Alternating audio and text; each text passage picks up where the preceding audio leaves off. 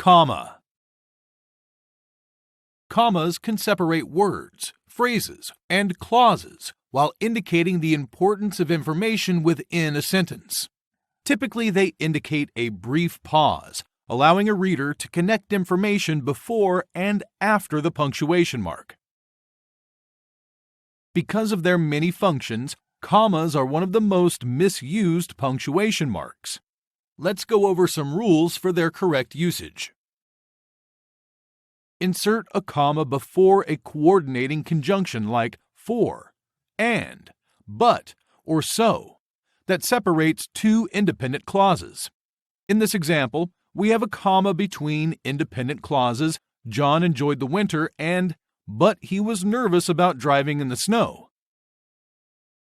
When there is an introductory phrase at the beginning of a sentence, separate it from the main clause with a comma.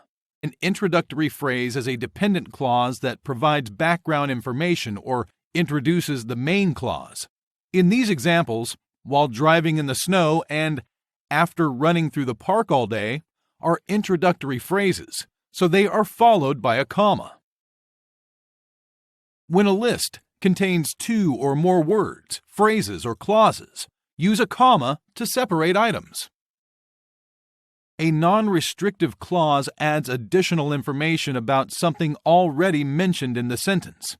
The information is non-essential and it can be removed without changing the meaning of the sentence. These clauses typically begin with which or who and should be set off by commas.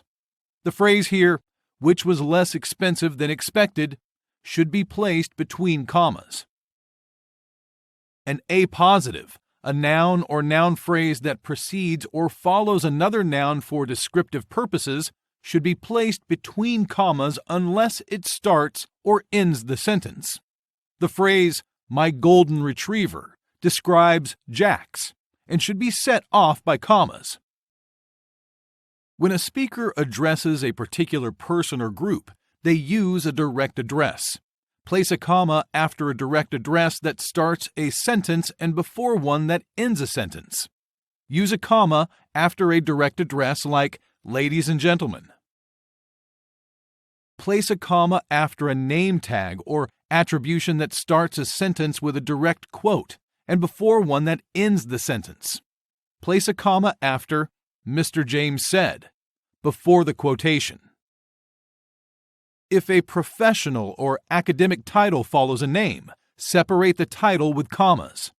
A city council person describes Cindy Jones's title and should be placed within commas. If more than one adjective modifies a noun, separate them with a comma if each can describe the noun independently. If the adjectives cannot describe the noun individually, they do not need a comma. A comma is needed between long and boring.